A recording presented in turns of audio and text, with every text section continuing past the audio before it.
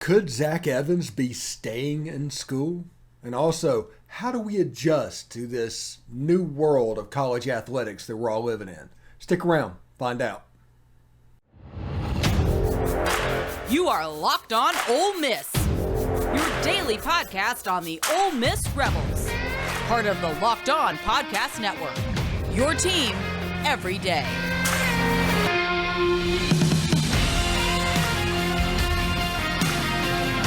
All right, thank you for joining the Locked On Ole Miss podcast. I'm your host, Stephen Willis. Thank you very much for tuning in today. Today's show is brought to you by LinkedIn. LinkedIn Jobs helps you find the qualified candidates you want to talk to faster. Post your job for free at linkedin.com/lockedoncollege. That's linkedin.com/lockedoncollege to post your job for free. Terms and conditions apply. Also, thank you for making the Locked On Ole Miss podcast your first listen every day. We are free and available wherever you get your podcast, including YouTube. And just to let everybody know, we're trying to get to 3,000 subscribers by the end of the year. So if we get that before the bowl game, we will have a pregame live stream as a gift to you guys, as a Christmas present to you guys. So that should be a lot of fun as well. So we're getting close. We're somewhere in the 70s, 60s at this moment. Subscribers, we're probably going to hit it. So we'll see what's up. Anyway, welcome to this new mercenary era of college football. What does that mean? And why is that bad? Because you have think pieces all over the place that tells you exactly why this is horrible. And really, there's only one thing where there'd be adverse effects on your fanhood in college sports, and that is if you collect athletes, if you overly hero worship individuals as their attachment to your institution. It's the people that put the value on the uniforms instead of the uniforms putting the value on the people. That would be the scenario that would make this an adverse effect on your fanhood. And don't get me wrong. For years, Meet the Rebels Day, they did whatever they could to get the team out there so there would be an attachment to the players, so there'd be an attachment to the coaches. So as we've detached over the last, let's be real, this has started like 20 years in the making, but in the last 5 years it's gotten serious. And us detaching kind of like, there was no Meet the Rebels this year, if you think about it. Those events that everybody used to have, the running of the Gumps is going to go away. Things like that is going to stop. And honestly, that could be a good thing for your fanhood because that is going to put the emphasis back on the uniform to start with. The whole problem that they had was how do you attach them at an early age? But now, you get to be a fan a different way, in my opinion. I think now the emphasis is on the uniform, the actual Ole Miss. Not on the players, not on the coaches. The actual emphasis is on Ole Miss, which is a place that supposedly we all love. So there shouldn't be much pushback on that. And you can get in there, the different schemes and all the different players coming in and out every year. This could be an exciting era of football if you allow it to be, in my opinion. Because it has a ton to offer. Because I'm very much pro-movement for college athletes. I think they shouldn't have a one-time transfer. They should have an anytime transfer to where if a kid wants to go and spend each of his 4 years of eligibility at a different location, he should be able to. Because if you go into your sociology class and John's in there, he can leave his job at Fred's, if that's even still a thing anymore, and go over to Family Dollar with no repercussions whatsoever. It's just a real life thing. The reason they stopped the freedom of movement is to protect the coach's ability to make and maintain a roster. But now that a coach is making $9 million a year, are we really concerned about how much work he has to do to maintain a roster? I mean, it's his job just to make it right. It's not a problem that it exists. I mean, that's what he's there for. And you've got three triangles. It's like a triangle now between stakeholders at Ole Miss. You have the school itself, all by itself. You have the coach, and you have the players. All three of them are selfishly going in different directions, but they have to kind of pull the rope the same way to get the fan base to go along. So understand what's going to happen. They're going to want the fan base involved. They're going to play nice until they don't. And that really hasn't changed, the playing nice until it don't.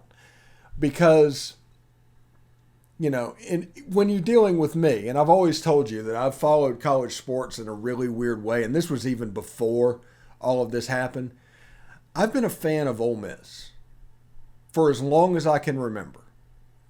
And during that time, there's been several different head coaches, thousands of players, and Ole Miss has always been the constant there. There's always been player movement. There's always been coaching movement. That hasn't changed.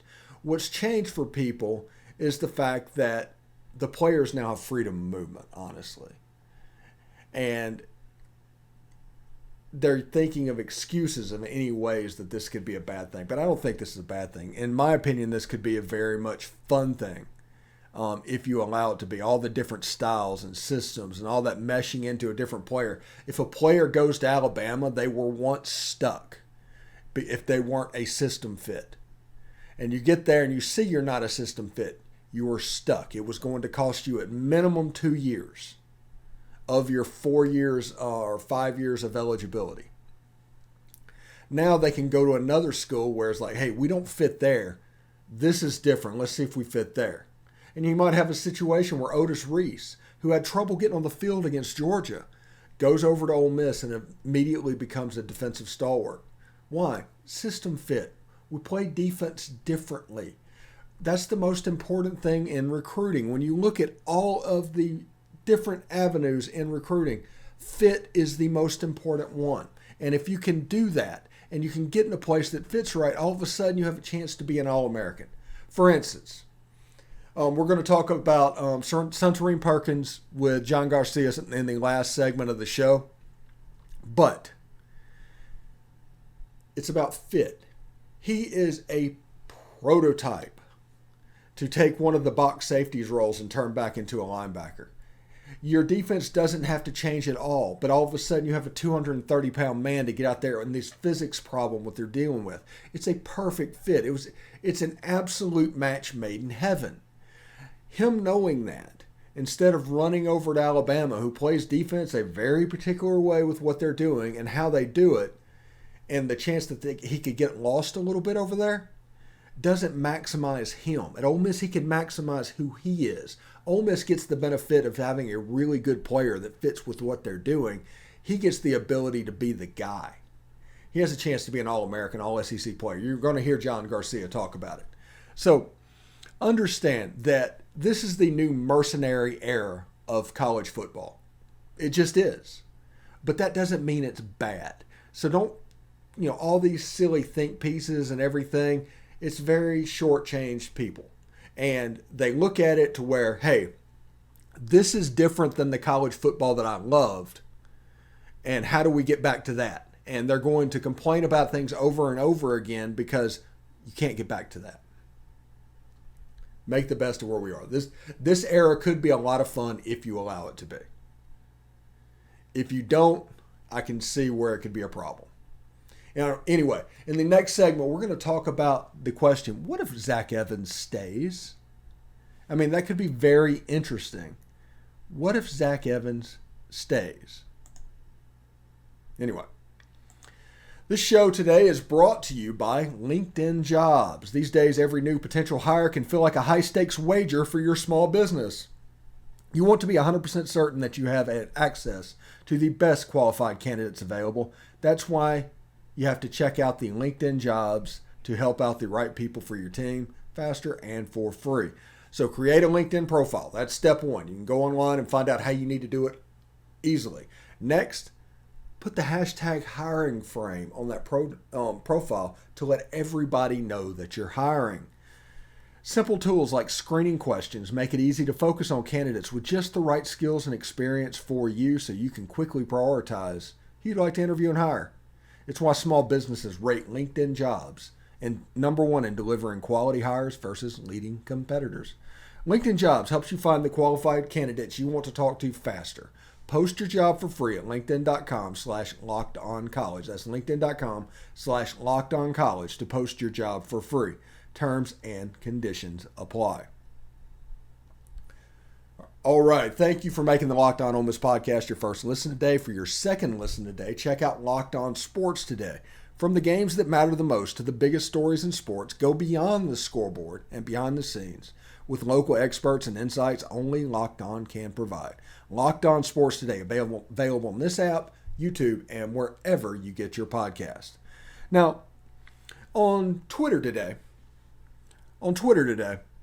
we asked the question, what if Zach Evans stays? And we've seen people like Rebs Today is a Twitter account. We're not saying that he's right, not saying that he's wrong or anything like that. But he did start a conversation with the fact that Zach Evans might be 50-50 on staying at Ole Miss or going pro, and that he is negotiating with the Grove Collective. And that is very interesting to me. I'm an interested fan in all things of the Grove Collective, but that war chest that we've been bragging about for several weeks, this is a chance for it to be put into use. So the question remains, why would Zach Evans stay at Ole Miss? And the answer is, he needs to prove that he can stay healthy, in my opinion. At TCU and at Ole Miss and all of this going on, he's had nicks and bumps and bruises and everything, and hasn't shown to be extremely durable. Now, Zach Evans, unbelievable running back. We told you for months that he was a Adrian Peterson level talent. And that is absolutely the case. Everybody's seen that now and sees what he brings. He rushed for nearly 1,000 yards on 150 carries this year. He was just nicked up. Quinshon, stud. Nothing goes against Quinshon. He's a man. And we've talked about him all season. But Zach is a special back as well. Now, if he could prove and go through a 12-game season, even 200 carries, let's say, next year, he would have a chance to go into the NFL draft and get drafted in the second, third round, I think. Maybe a day 2 selection. As opposed to right now, he's probably a 5th-round pick, a 6th-round pick. Now, he has all the tools, and he's going to be a combine monster, so he might move up that way. But if you just look at where running backs are taken, I think Alvin Kamara was a 3rd or 4th-round pick or something like that. I don't know exactly where he hit, but for some reason, I think he was in the middle rounds. So Zach Evans has a chance in the NFL to increase his stock. So why is the Grove Collective, according to that tweet, showing up? Well, if you get taken in the 5th round, is there enough money to be made at Ole Miss to make up for where you're going to be drafted? Because they are going to know exactly the ballpark of what the average pay is for the 5th round, average pay for the 6th round. All agents and everybody all know that. So we need to see if the Grove Collective can get it close enough to where that is worth it for him to take a year of wear and tear back in the SEC. Now, the other side of the coin of this, and keep this in mind as well, Zach Evans may look at this and say, hey, I've been pretty injury riddled. I might need to get to the league and get mine now, because historically I've not shown the ability to do it in a 12-game schedule, much less a 17-game schedule. And especially in a league that goes through running backs fairly quickly, if you look at it. So that might be the other side of what's going on. But it's a situation where I think Zach Evans could probably help himself if he stayed. Just do what you have to do. Go in, stay, try to get up to that 2nd, 3rd round pick, and then go pro. A decent year at Ole Miss next year could do that. It would also provide less wear and tear on Quinshon Judkins. It would be a win-win situation. And you have a Jaxson Dart that is likely going to be a different quarterback in year 2. And I'm not saying he was a bad quarterback in year 1. I'm talking about the offense and everything that they ran. I think it's going to look a little bit different next year. Where they were 70% run this year, look for 60 next year. I think they are going to open up the offense and let Jaxson cook, honestly. And I don't know if that's, a good thing, a bad thing. I don't know exactly how that's going to work out. I know Jaxson has the talent to do it. I know he's got the backs behind him. I know that they need to find a tight end and a slot receiver for it to effectively work. And some guys on the outside that are going to need to step up. Now, the one thing that you've noticed from Ole Miss is not many people have jumped into the transfer portal except for playing time issues, the guys that weren't really playing to begin with. So to this point, Ole Miss has survived.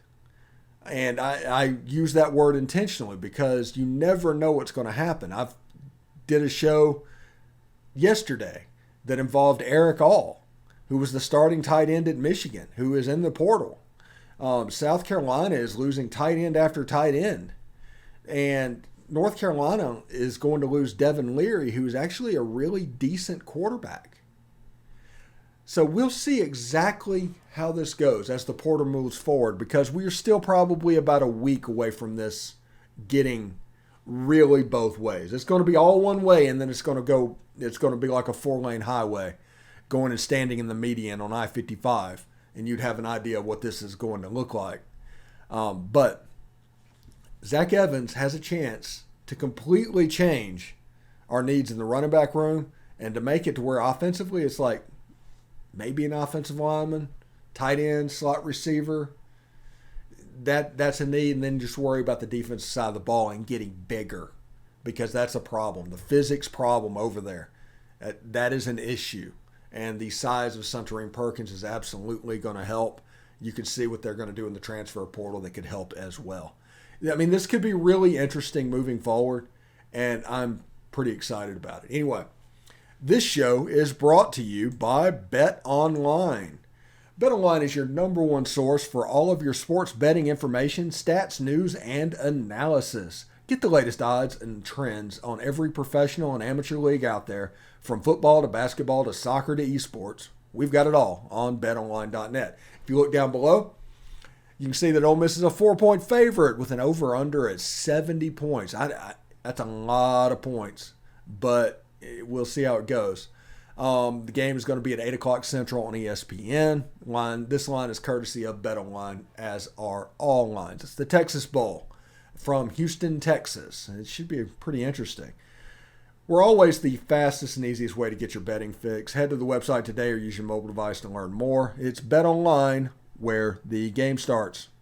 All right, thanks for making the Locked On Ole Miss podcast your first listen every day. We are free and available wherever you get your podcast, including YouTube. This is what we're doing. If we get to 3,000 subscriptions by the Texas Bowl, we are going to do a pregame live stream. So there it is. Subscribe to the channel, and we're going to have all sorts of great content along the way, like John Garcia that is here today. But before we get started, I do want to thank LinkedIn Jobs for being the official college football recruiting sponsor and allowing us to have John Garcia here. He's our locked on recruiting expert. And these days, every new potential hire can feel like a high stakes wager for your small business. That's why LinkedIn Jobs helps find the right people for your team faster and for free. Post your job for free at linkedin.com/lockedoncollege. Terms and conditions apply. John, thank you very much for coming back. How you doing, bud? I'm doing well. Good to be back on with you. Getting closer over here. Yeah, we're about 2 weeks out, depending on when you watch this video, between now and the early signing day. So it'll be interesting to see what happens. State championship games have come and gone. There's probably some places that still have games to play, but for Ole Miss's sake, it's pretty much come and gone. And Suntarine Perkins did everything but carry water in his state championship game. He ran for like 300 yards, the game-sealing interception. Kind of a really impressive performance. Yeah, talk about an exclamation point to wrap up your high school career there at Raleigh High School. Obviously, dominant performance on both sides of the ball to win that state championship. That interception was a diving interception, by the way. Just a crazy performance that kind of reemphasizes why Perkins is such a big deal to lead this Ole Miss group of verbal commitments from a national standpoint, but also kind of re-emphasizing why Alabama, Mississippi State, and others are still very much hot on his trail. But Perkins is saying all the right things right now about Ole Miss, which has got to make your audience very happy. He's a guy who's got instant impact potential. Reminds you a little bit of Harold Perkins, coming out last year, freshman superstar at LSU as a linebacker, but really shined as a running back in high school. So those players who can play both ways and show those natural instincts on both sides of the ball often have a little bit of a leg up on the rest of the competition in terms of coming into college and playing right away. And obviously from a physical standpoint, Perkins fits that bill, 6'2", 6'3", 225 plus pounds right now. So he physically looks ready for college ball on top of that. But absolutely about a perfect way to end your high school career. And again, he's saying the right things about Ole Miss. So twofold, really big news coming out of the state of Mississippi for the highest ranked Ole Miss commit, I think, across the board, certainly for us at SI, but across the board, he's the guy that the class conversation starts with. Yeah, and just between me and you, we're just, me and a couple of friends, they're listening, but they won't tell anybody. Ole Miss running a 3-2-6 on defense, and that is very widely known to everybody. Could Suntarine Perkins come in for one of those box safety positions, like the Ladarius Tennyson, the Otis Reese type position during the line, and essentially make it a 3-3-5, but with all the flexibility of the 3-2-6? That's the key part right there. Can you play a hybrid role? I think Perkins has that combination of physicality, athleticism, and instinct. So we've seen it on display, certainly against the run throughout his high school career, but now as a senior, more impressive coverage ability that he's been able to show off. So yeah, I think there's a bit of a potential for that. He just, Steven, it's like no matter how it shakes out positionally for him, you just don't envision him staying off the field very long. So whether it's a hybrid role, or maybe it's for one of those, conventional linebacker roles, I just don't see a path to where he sits very long once he gets to Oxford for good. I think he's that physically ready, and he's that versatile and balanced as just an overall athlete to kind of force his hand and make you play him somewhere. Yeah, and I kind of put him as in the same category as Tony Connor. He's a little bit bigger than Tony, but the same type of an impact football player. When you watch him play, he's absolutely going to fit in somewhere at the next level. And if you get him right, you have a chance to be really special. Yeah, this could be an all-SEC, all-American type player before his Ole Miss career comes to a close. So, again, huge to have won this recruitment early on, bigger to hold off the rest of the schools coming after him. And I think those are part of the reasons why the expectations across the board are very high on Perkins. And obviously, the last time we saw him play, he lived up to it and then some, which is really hard to do nowadays. Yeah, exactly. Let's move on to Marcel Reed, who, as far as the game goes and statistically goes, had an absolutely fantastic state championship game, but didn't actually win the game. Whit Muschamp, a 2024 offer for Ole Miss, was able to pull that out for Baylor, and Bryson Sanders on the offensive line for that school. So it was an Ole Miss versus Ole Miss state championship game. But Marcel Reed showed a little bit, honestly. I'm not comparing him to Bryce Young, but I am going to say he's doing some things that you see Bryce do pretty regularly. I'm glad you went there because there's a maturity that Reed is putting on tape as a senior. Everything is on the right track, right? Every year, statistically, he's been more productive. He's won more games. So throughout his 4 years as a starter, you've seen the natural progression you want to see.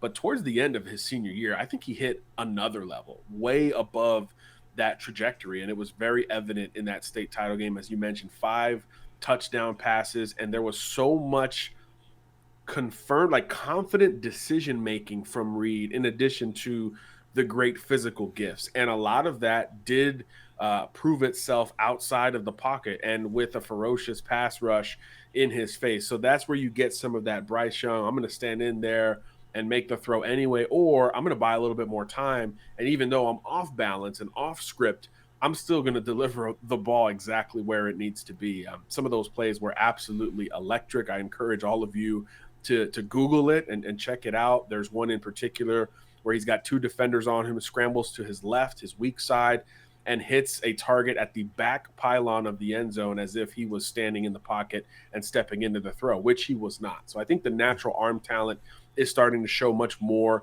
with Marcel Reed, and he kind of leaned into his athleticism more as a senior. I have the numbers in front of me here.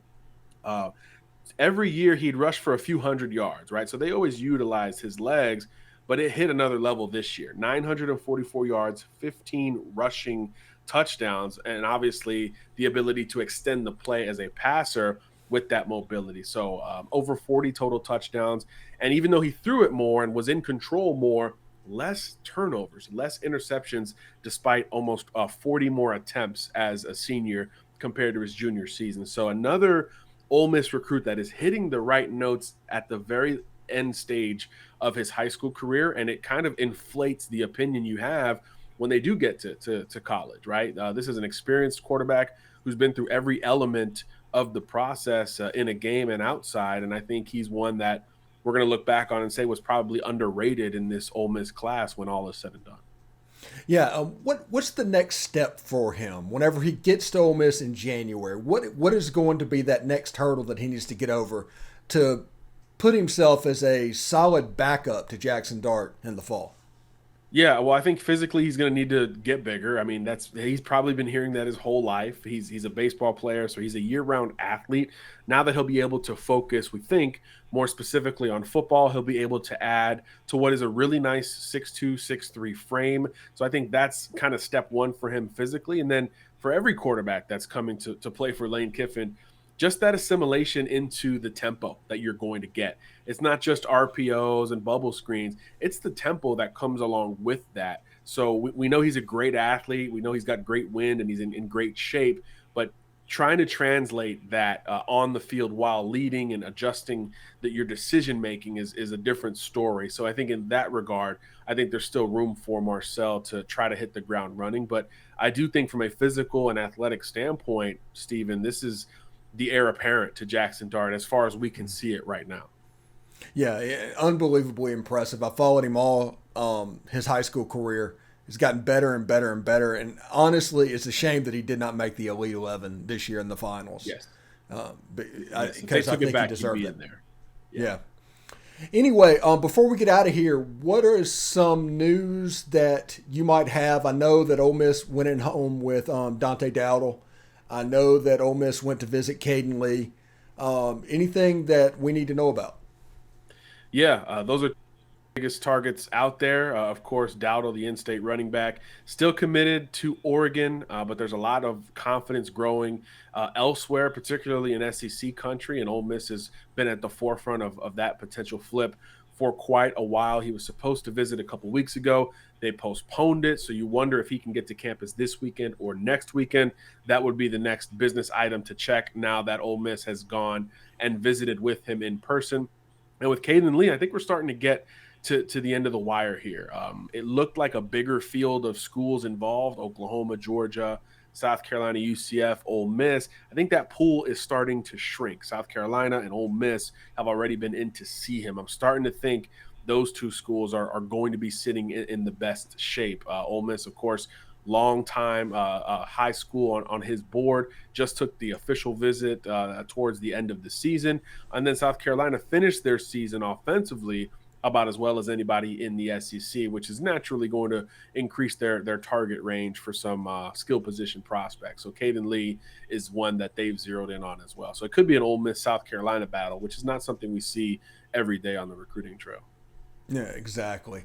Thanks again for making the Locked On Ole Miss podcast your first listen today. For your second listen today, check out Locked On Sports Today. From the games that matter the most to the biggest stories in sports, go beyond the scoreboard and behind the scenes with local experts and insights only Locked On can provide. It's Locked On Sports Today. It's available on this app, YouTube, and wherever you get your podcasts. John, thank you so much. We'll check back in next week and see if there's any update, bud.